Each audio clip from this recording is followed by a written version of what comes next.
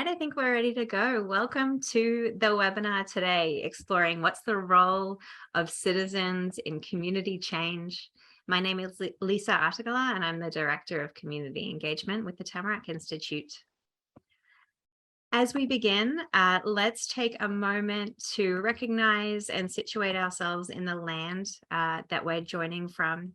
I'm joining today from the lands of the Haudenosaunee, the Anishinaabe, and the neutral peoples. And we see it as an important moment to sit in this truth, to understand the history, the impacts of colonization, and name our commitment to action through reconciliation. This includes respecting the land and the waters, keeping our promises, partnering with humility, respect, and honor, and living forward in a way that brings harmony and balance, a world where no one lives at the expense of another. I invite you to share the lens that you're joining from, a reflection, a commitment to action, whatever you're feeling in this moment as we sit in this commitment to truth and reconciliation. So with that, I really want to welcome you here, Jon, to this conversation today. I loved reading your book. Have it here. It is beautiful. I have mine upside down. And so in this recently released book is called Citizens, How the Key to Fixing Everything is All of Us. And since reading it, it has just become the way that I think of everything. It's my lens that I see the world around me through. And so I just want to welcome you here today, Jon, with so much gratitude for writing this book and joining us here today. Oh, thank you so much. It's lovely to be here. Looking forward to the conversation. Wonderful.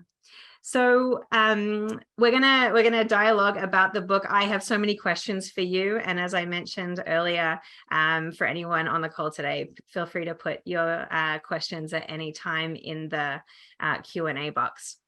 So one thing that I really appreciated, Jon, while I was reading, is that I felt like you met us right here in this moment where it's, we're seeing multiple crises. We're seeing the climate crisis, we're seeing housing crisis, opioid crisis, pandemics, political polarization. And then it helped me understand what am I seeing and see a way forward.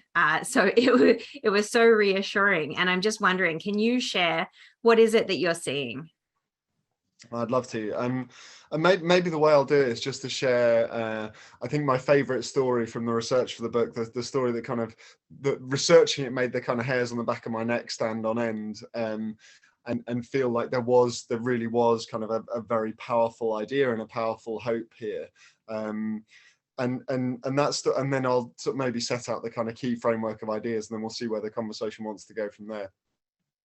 So my favorite story from the research for the book is actually the story of the transformation, essentially, of the Taiwanese government over the last 10 years. And I don't know, I didn't see Taiwan on the nation list, but if there's anyone who knows the story very well from a direct perspective, then do chip in. But the way I've come to understand it from interviewing various people and diving in was the story kind of begins back in 2012, and the government of Taiwan launched what they called the Economic Power Up Plan.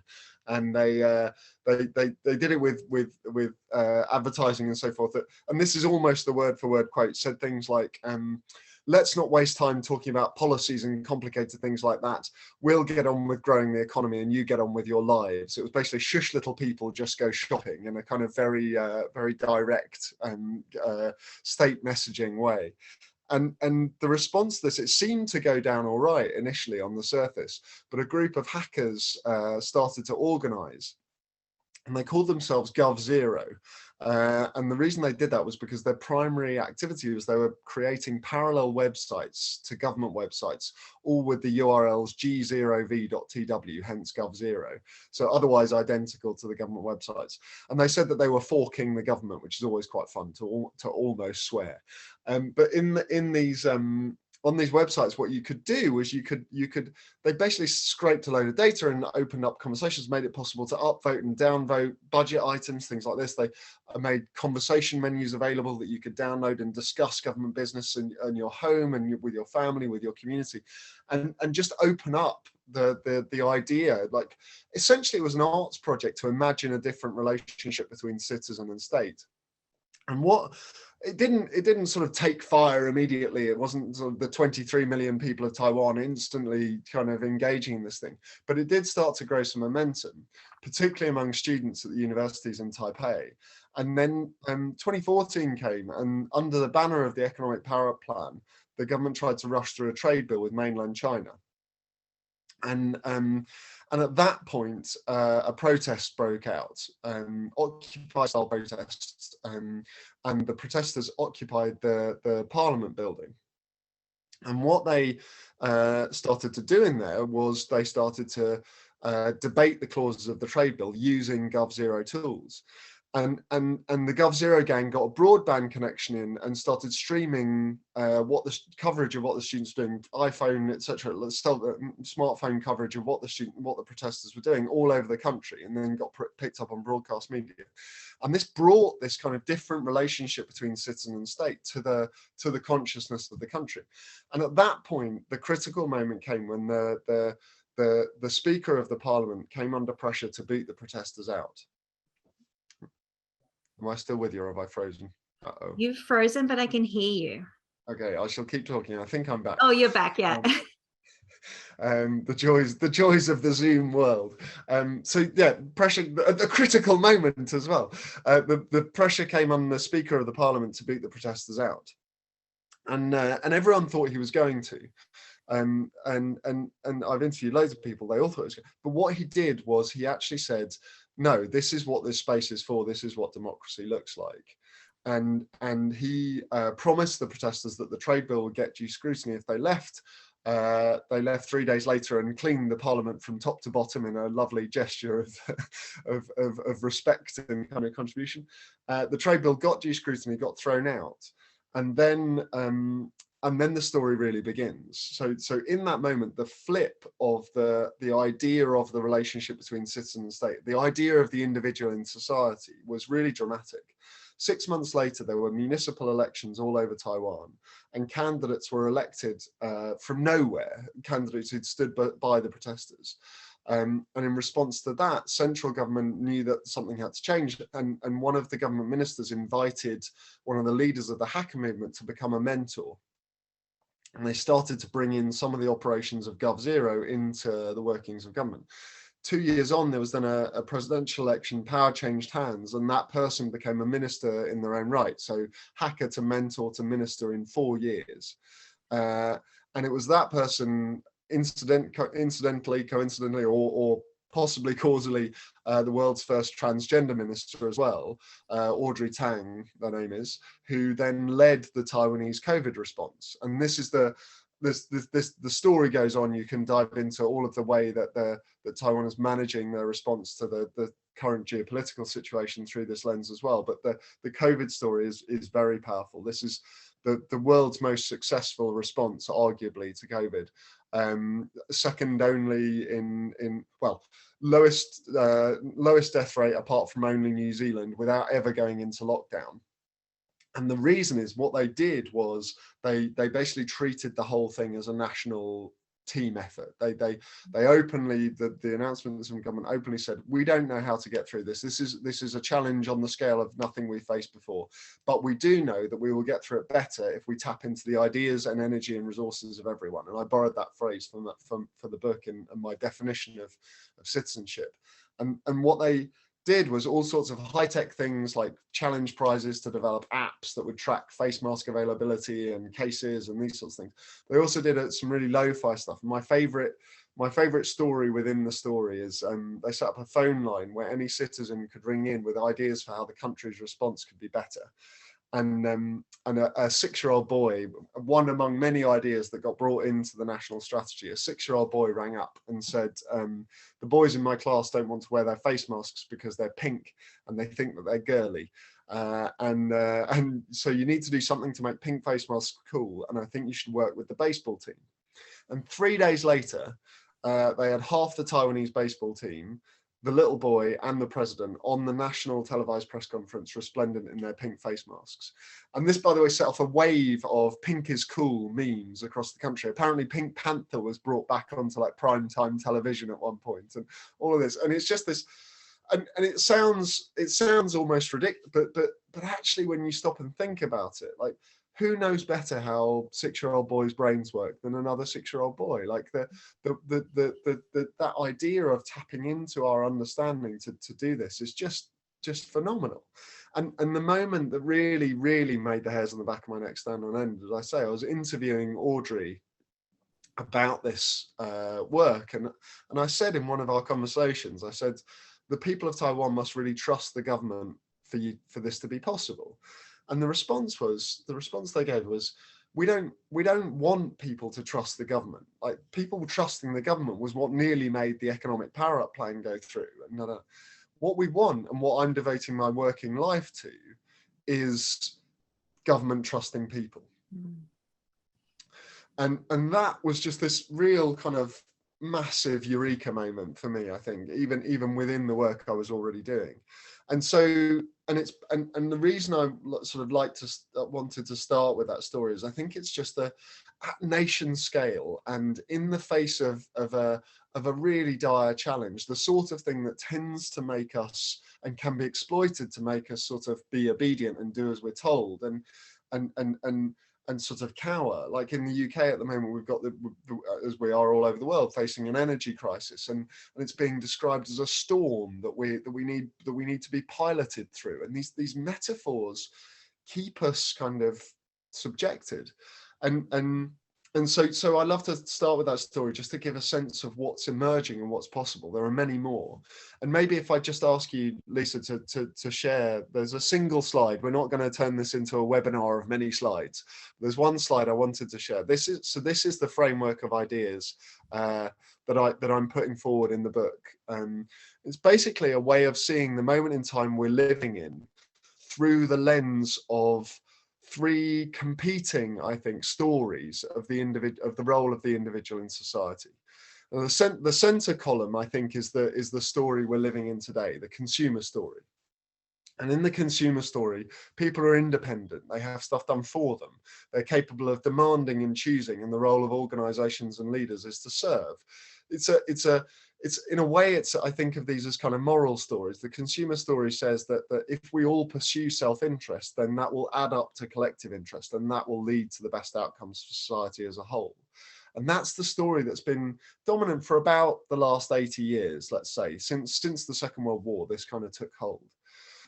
I would frame these, and I think it's important to understand through the context of these stories, these are inevitable. They're sort of features of the consumer story. That we have a story that says that we stand alone, that we're independent individuals, and yet we have a crisis of loneliness and mental ill health. Like we can't beat that problem from within that story. We have a climate and ecological emergency. And we have a story of the individual that says that material consumption is the path to a better life.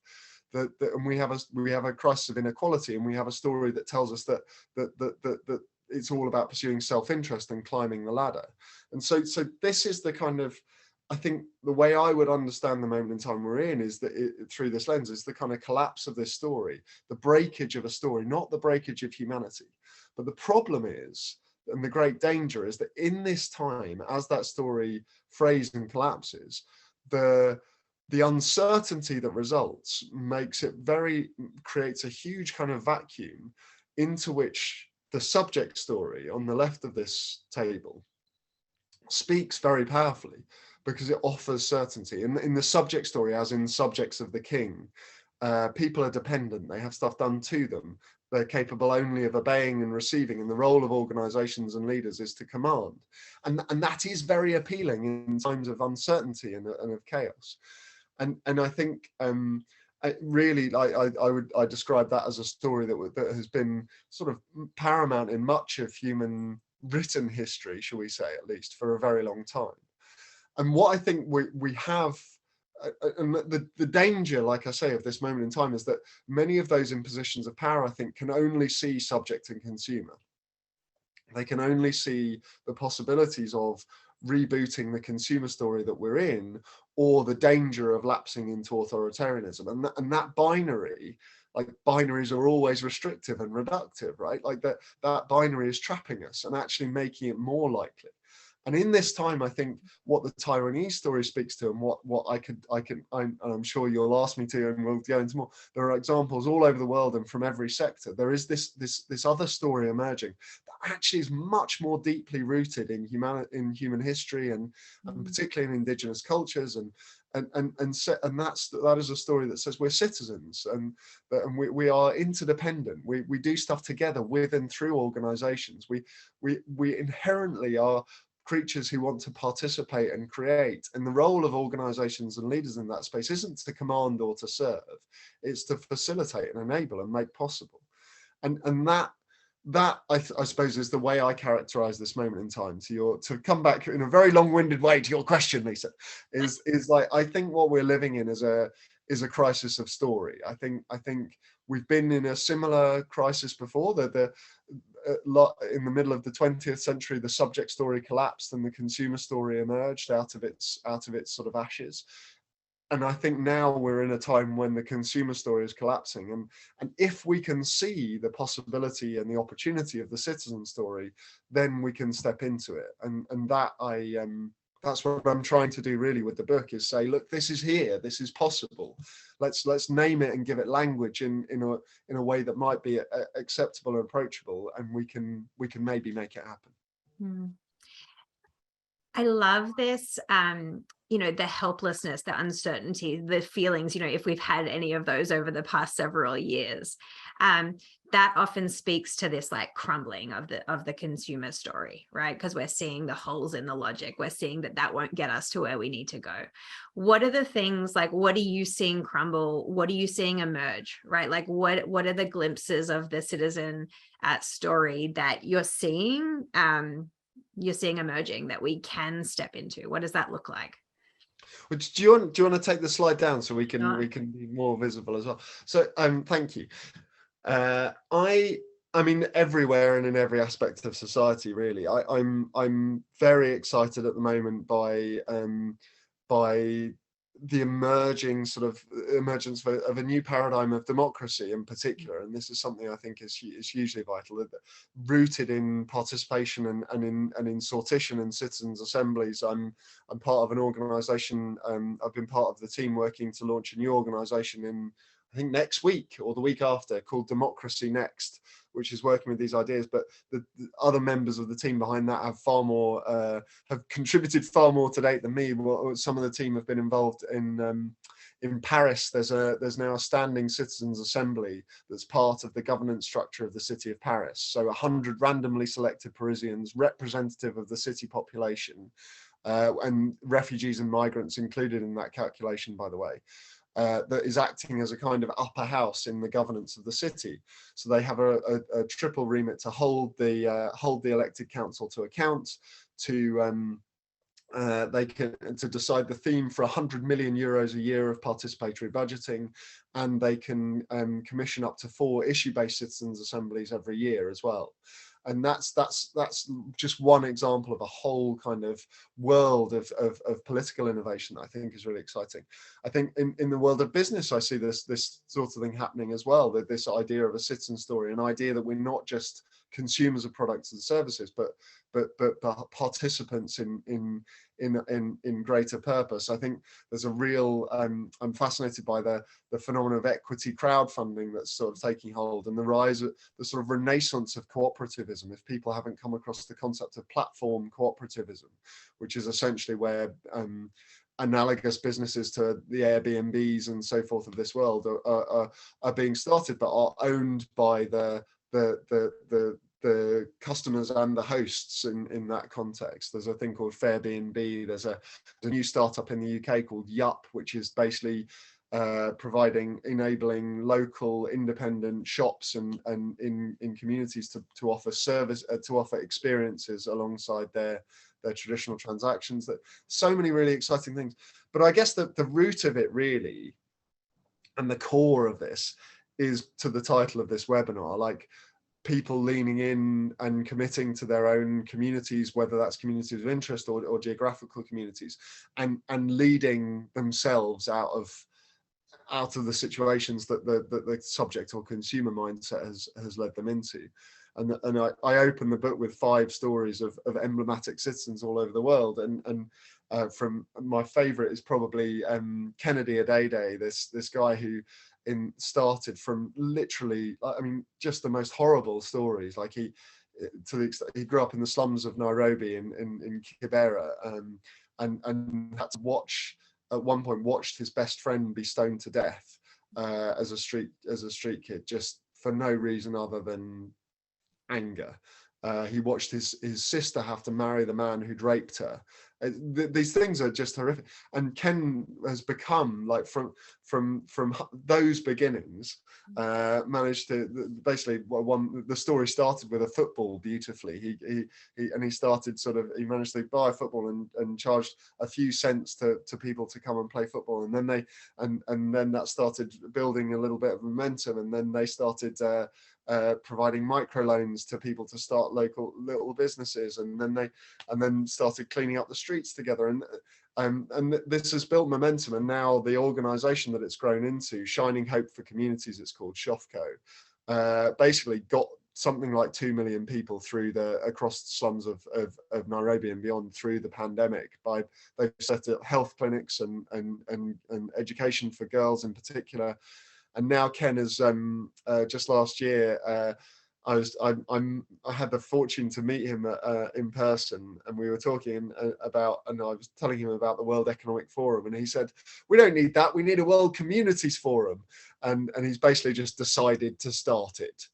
So there's going to be a World Communities Forum hosted out of Kibera in Kenya. So just this energy that comes from people claiming their agency, I think, and I guess that for me, to come back to the Taiwan story, the power of this moment, the power and the opportunity in this moment in time comes from both sides.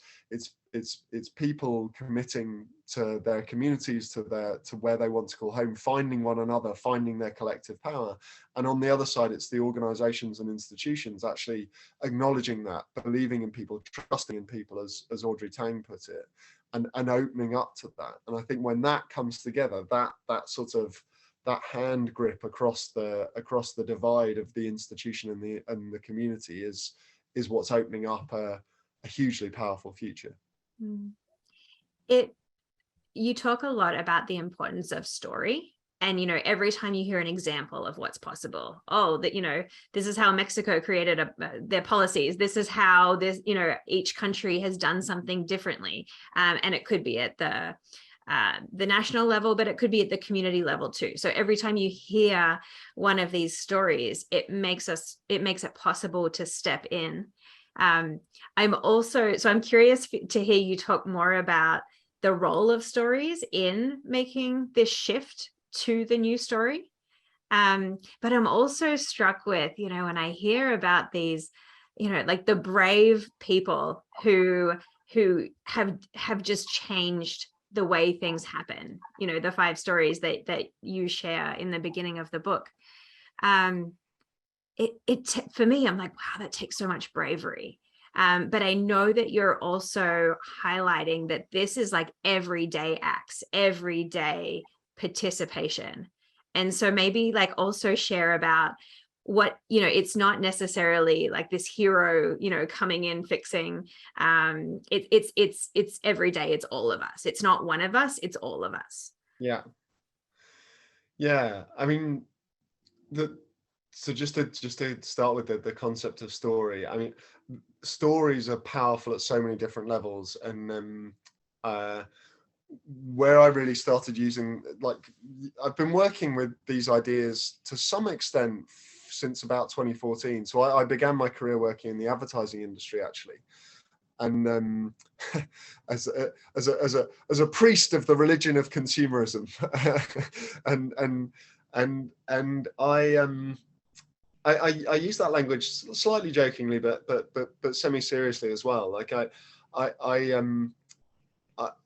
one of the ways I came to frame this work was I started to ask myself the question in response. My first boss described my job to me by saying, what you've got to remember is the average consumer sees something like 3,000 commercial messages a day, and your job is to cut through that. You've got to make yours the best. And for a while I was kind of okay with the make mine the best, but then over time I came to fixate on that, like that 3,000. And by the way, the latest estimates from ethnographic research and so forth are anything up to 10,000 a day for certain cohorts of society.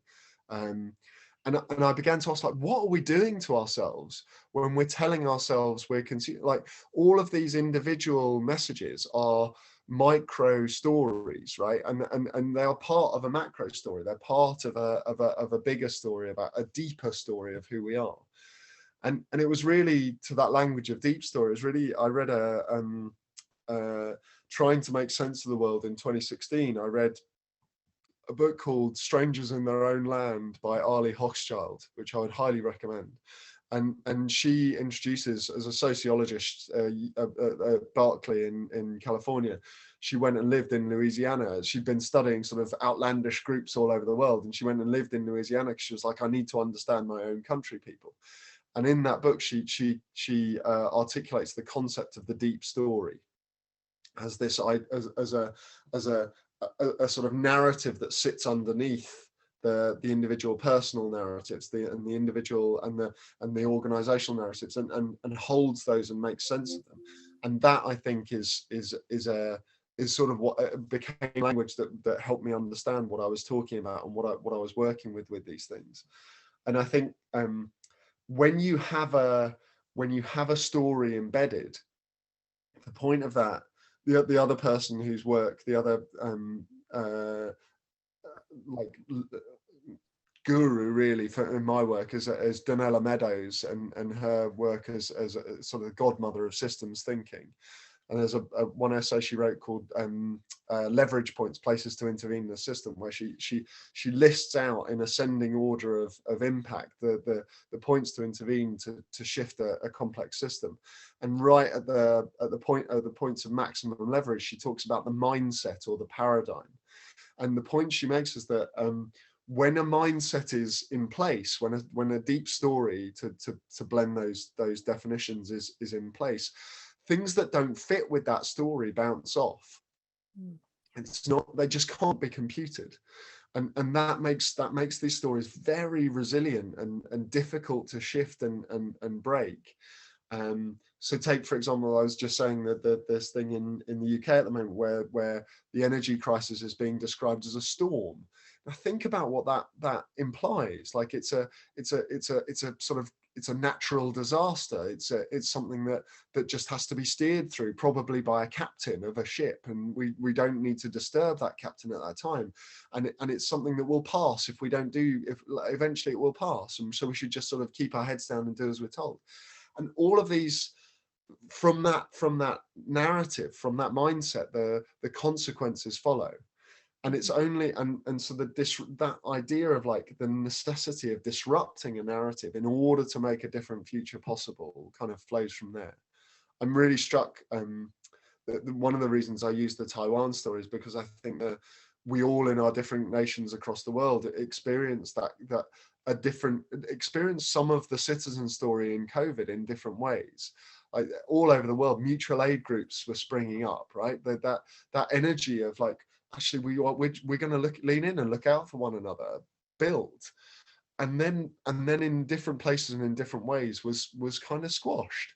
So in the UK there was a very explicit moment, and I'm not saying it was deliberate, but I think because this story couldn't be seen, the opportunity to step into the sit-in story was missed. And instead the consumer story was kind of reimposed. So that's the power of narrative. And yet, like I say, the paradox of this is that it's both about the narratives that are set and led and pushed forward by the institutions. There is an important role of the institution in this, and yet it's also about individual agency, and it is about like all of us just like not accepting our agency as being limited to the idea of ourselves as individuals. That's sort of the great defense mechanism of the consumer story, is the idea that to be good you have to sort of never use a disposable cup, and never fly, and never eat meat, and only when you have done all of those things and you're basically a saint can you say anything about how the world should be. And I think being good as a citizen just simply says, like, what's home to you, what's the sphere of, or the community that you want to contribute to and make better. Who are the others? Like, who are you going to find to do that with, and what's the first thing you're going to do together? And like, at a really prosaic level, I was really struck, and increasingly as I've been around the country and around Europe touring, like talking about the book, how many times I come across litter picks as the start of these stories. Like whether it's Ken in the slums of Nairobi, or whether it's my friend Billy in Grimsby in northeast England, or anywhere, like this act of, like, I'm going to commit to the place where I live, I'm going to find the others, and the first thing we're going to do is a little, and these things just then roll from there. So it's yes, there is some individual kind of energy to it, but it's much more the kind of finding of each other, and much less of a kind of heroic story. We see that too in all, communities working on belonging. They want to feel proud of where they are. They want to, and so that starts. We see it too. Neighborhood beautification is often a starting point for community organizing and for stepping into that citizen story. I love how you talked about the various intervention points in the system, right? Like what are these? And so let's talk about some of those, knowing that we have people from different sectors in different roles. There was a comment from Karen in the chat around she works with the municipal government, and so like what is the role of municipal government and the process for stepping into the citizen story from that place of leadership. And I from reading your book, I have seen these various intervention points, right? There's the intervention point if you are a citizen, if you're a person, a community member who wants to shape the place that they are. But if you're somebody who has formal leadership and is shaping the work that their nonprofit or business is doing, then you have a role to play too. And so I'm wondering if you can share about, like, what are some of the things that are needed in order to enable that citizen story? Yeah, absolutely. The whole of part 3 of the book's divided into 3 sections. The whole of part 3 is really, and actually the whole book is really primarily written for people inside organizations and institutions to go, like, try and equip you to reorient organizations around people as citizens rather than consumers. And that's the work I've done for a while. What it boils down to, and maybe I'll just sort of give a couple of examples. I might say a word about councils, because we've done a fair bit of work with municipal authorities to illustrate. But the model I've offered in the book is what I call the 3 principles of participatory organizations: purpose, platform, and prototype. You can take the boy out of advertising, but the alliteration remains behind, I'm afraid. It is helpful. So each of these principles has a kind of question corresponding to it. So purpose says, what is this organization really trying to do in the world, and what's it trying to do that's actually, qualify that more, what's it trying to do that's so big that it needs to involve people in doing it with it can't do it for them. And in the context of a council, we've done some really interesting work with a group of councils. And just by the way, on language, again, it's really interesting in this municipal space to think about subject, consumer, and citizen. Think about, like, the concept of the local authority, and that as an embodiment of the subject story. Think about the idea of service providers and the consumer story, and then think, like, what is it to be a council in the citizen story? And the work we've done has been articulating the question, like, how might we support people and work with people to make their own places better, as the convening sort of inquiry question for a local council. And then, so that's an example of where the thing, rather than in the consumer story, how might we provide the services to make in this local area? It's like reframing those services within within creating the conditions for people to make their own places better. So that's sort of purpose. Platform is then about what are the opportunities, the structures, the processes that you offer to make it meaningful and joyful for people to participate in these things. Not note easy and convenient, because that language comes from the consumer story, which assumes that people are lazy and selfish, and so you have to make it work for them. It's not about that. It's about saying, if you're working towards a purpose that people buy into and want to be part of, then how do you make it meaningful and joyful to do so? And there's a whole loads of work we offer this thing of the 7 modes of everyday participation as a set of prompts to let people invite people to tell their own stories, invite people to gather data, citizen science projects, invite people to learn skills and be part and contribute to the work of the municipal authority. We've done all of these things. And then the third principle, prototype, is basically about saying you're not going to be able to flip a utopian switch and completely transform this organization overnight. So how do you build work from where the energy is? How do you, on the basis that if you build that momentum, then it will rapidly grow. And in that context, I always think again of the Taiwan story in that context. Like, ultimately, it was kind of 8 years from original launch of the economic power up plan to a response to the COVID crisis rooted in trusting in people, and with iterations along the way and prototyping and experiment along the way. So this kind of transformation can be really rapid once it gets started. But yeah, those prompts of purpose, platform, and prototype are kind of at the heart of what I'm offering into the world for organizations to reinvent themselves. I wrote the book really off the back of the work of a consulting business. When I left the advertising industry, I left it with that question: what are we doing to ourselves when we tell ourselves we're consumers constantly? And then stumbled into another question: is what would it look like to bring the same kind of creative energy and joy and passion to bear on inviting people into their agency as citizens? And we founded a business called the New Citizenship Project, which basically, and our starting point as a consulting business is to say to organizations, like, what would you do if you saw people as citizens rather than consumers? If you see people as consumers, the only ideas you'll ever come up with are transactions they have with you. If you start by seeing people as citizens, you start by asking, what is it we're trying to do and how can people be part of it? And so much of this is about that redistribution of power. Right. I believe it was in the foreword of the book written by Brian Eno around, if we look to governments and business people and celebrities to solve the problems, it's not going to work. We're going to wait for somebody to come step in and do that, and that we need to redistribute that power. And so that the how to redistribute the power is around trusting people, which you've said. It's around being transparent and enabling contribution, right? Like, actually that stepping aside, letting people contribute. And the work of we see this a lot in the communities that we work with. What are these strategies to redistribute power? Asset-based community development is a big one.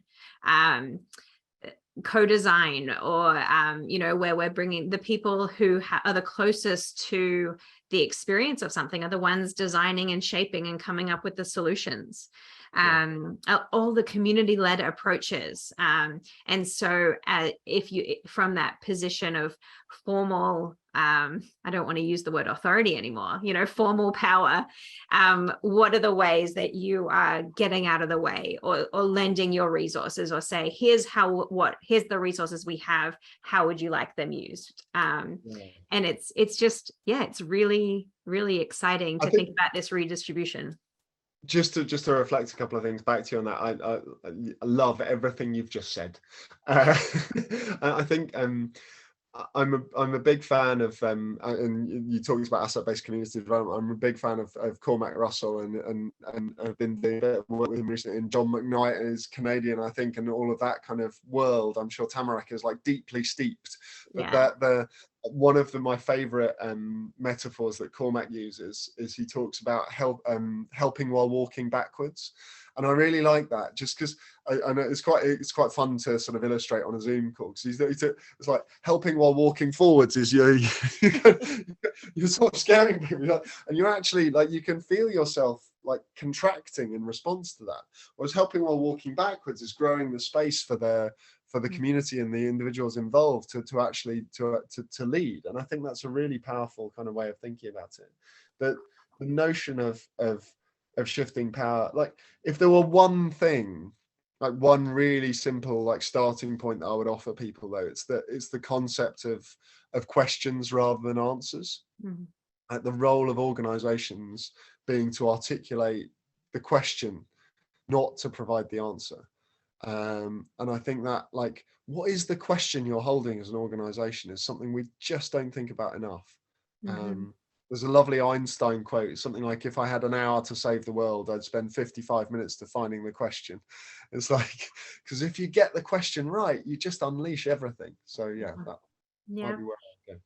And so much of this is around like working differently, right? It's a different kind of leadership. It's a collaborative leadership. It's a different type of governance, right? It's that, like, that collaborative governance again. It's about how do you hear from people who are the closest to the issues as well. And so this working differently is something that it feels to me like a mindset shift and a slow practice. I think about the incremental changes that, to shift from the consumer story to the citizen story. It's about practicing, trying things, the innovation, the piloting, but also just modeling inclusion, modeling, that way of working where, yeah, you're walking with your hands, walking backwards.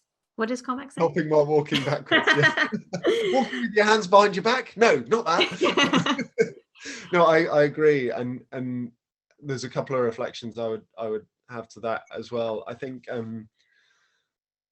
one of them really, and maybe this is a bit the edge of my learning at the moment, is about like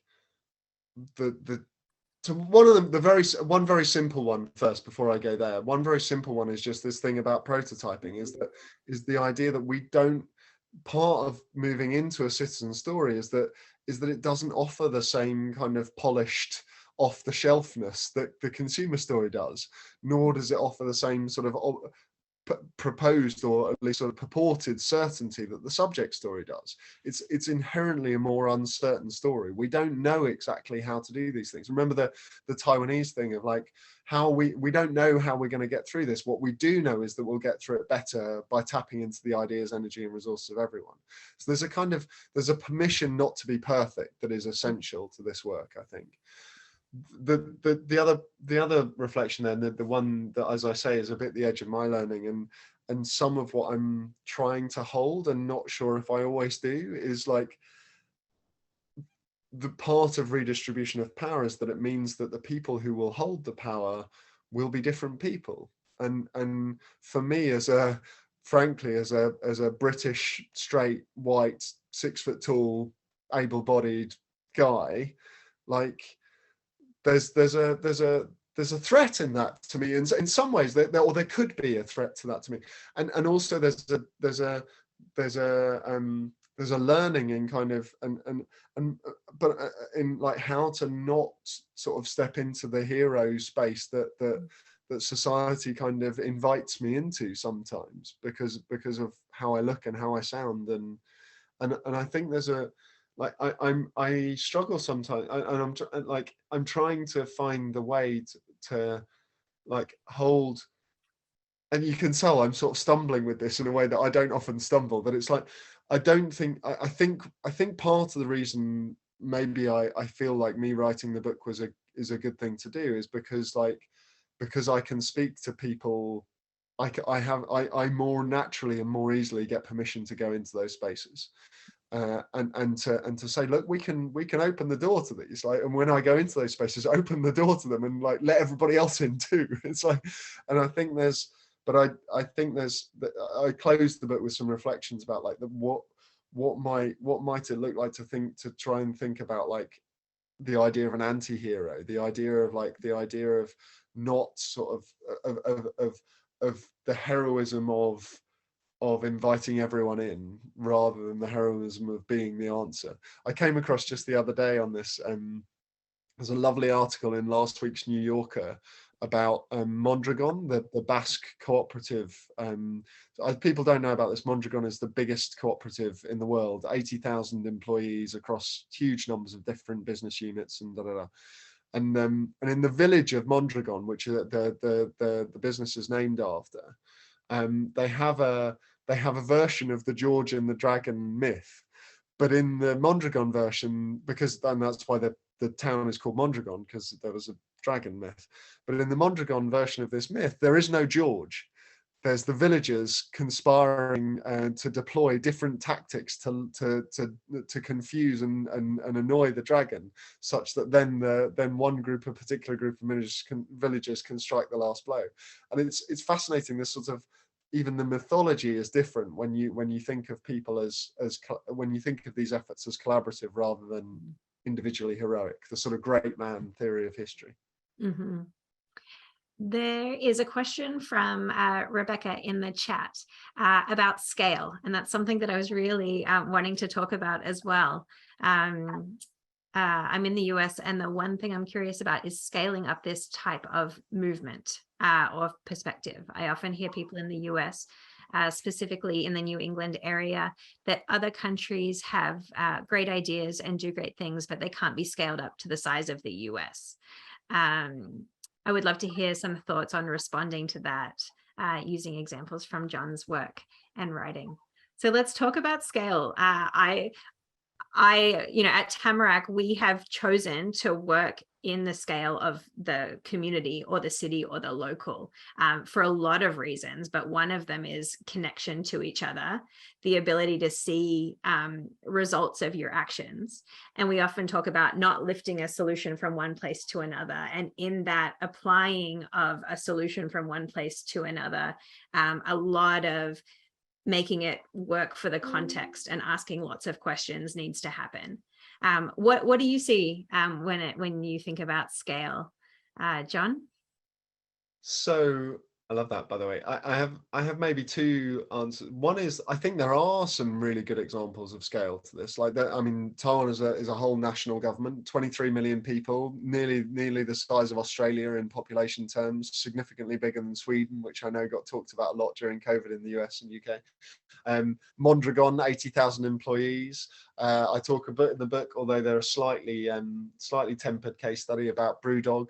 In the UK, the National Trust is an organisation that's very much working in this spirit and has 5 million members. So there are some examples of scale. But the deeper answer I would give is probably, I don't think, I think and it speaks a bit, I think, to what you're alluding to, that I think the citizen story doesn't so much scale as spread. Mm-hmm. It sort of pollinates rather than monoculturing. And maybe to bring this to life, I'll just tell you a word or two about another one of the emblematic citizens. The book is my friend, I hadn't ever heard of her before, Imi Kaur, who's a Sikh woman living in Birmingham.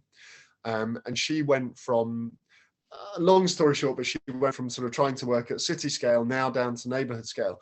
But in doing so, and there's this lovely language that she uses that comes from a queer black thinker called Adrienne Marie Brown, thinker and facilitator.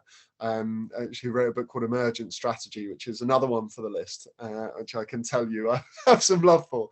But Marie Brown articulates the idea that she talks about the difference between mile-wide, inch-deep change that doesn't actually kind of penetrate, and what she calls inch wide, mile deep change that schisms the existing paradigm.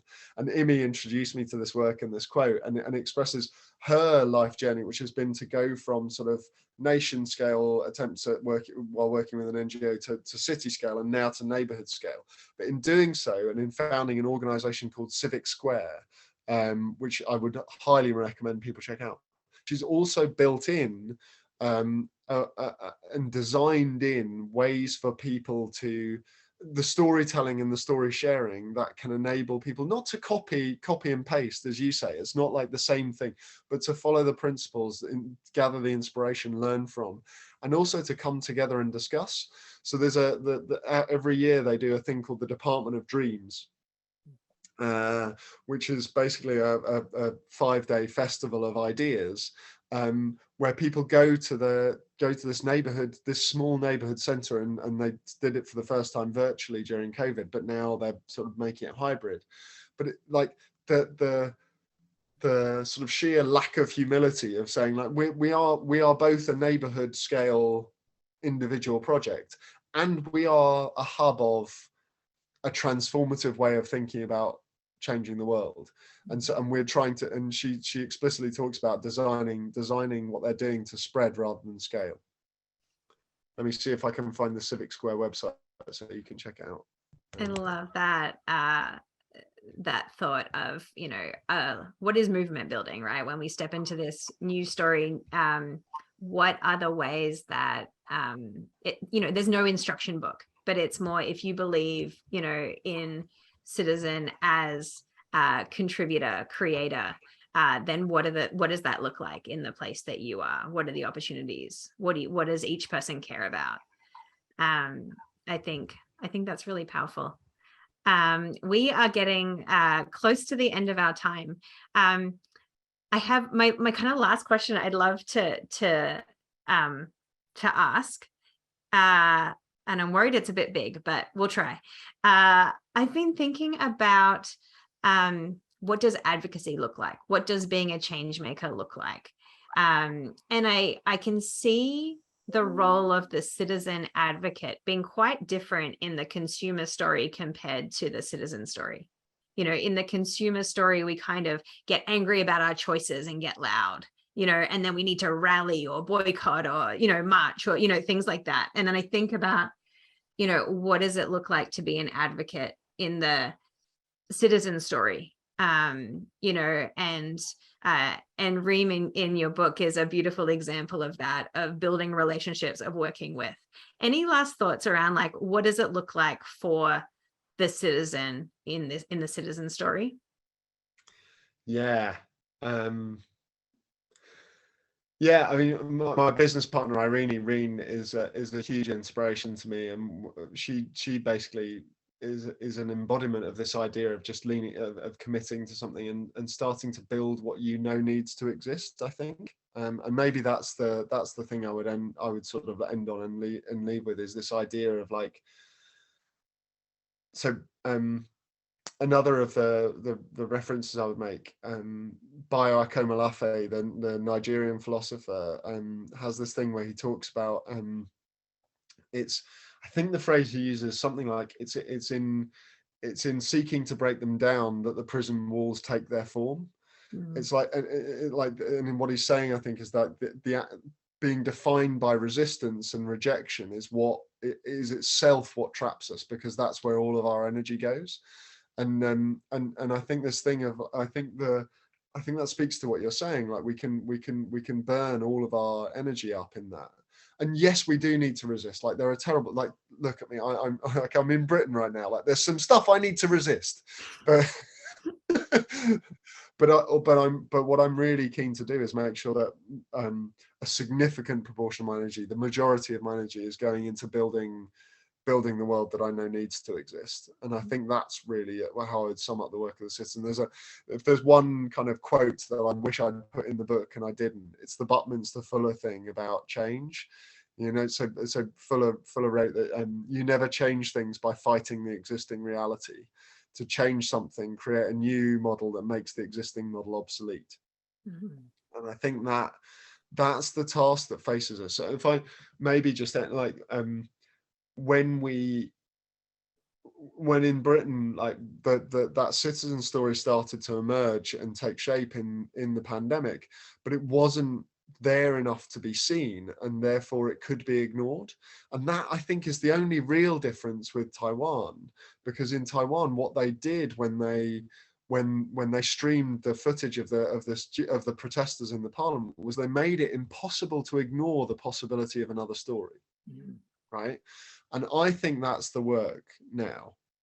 Actually, I think it's like making this everywhere, making it real, like connecting it up and telling the story of it, so that the next time crisis hits, because like we all know we're living in like this period of time is going to be riven with crises. There will be another massive moment, and in that moment, if I think of it as a kind of sliding doors thing, like the doors will open and there will be the possibility of stepping into this story. Our job has to be, I think, my job, as I see it at least, I shouldn't project onto everyone on this call, but I think that a lot of the work is about making it possible, making it impossible not to see that opportunity, such that the next time the doors open, we can step onto it and we can fly, because I think it's there. All the ingredients are there. I love it. Thank you so much, Jon, for being here, for discussing like how and what and how do we step into this new story. I really, really encourage you to read it. Honestly, An ironic moment of promoting consumption of a book at the end. Consumption of new ways of thinking, of mindset shifts. But yeah, thank you so much for being here with us today. Thank you for having me. It's been a pleasure. Jamie, I'm just going to invite you, for anyone who wants to linger for 1 minute. We have a few learning opportunities that might be of interest, and especially one on both co-design and asset-based community development. So if those are ways that you want to work differently, we have some learning opportunities coming up. Yeah, absolutely. So I've shared them I've shared links to both in the chat, and they will be in the follow-up message. But we have 2 upcoming workshops, one on facilitating community-led development with members of the Learning Center team, and with our deepening community team, we have a workshop on asset-based community development, which we're quite fond of at Tamarack. Awesome. Thank you so much. Have a wonderful afternoon.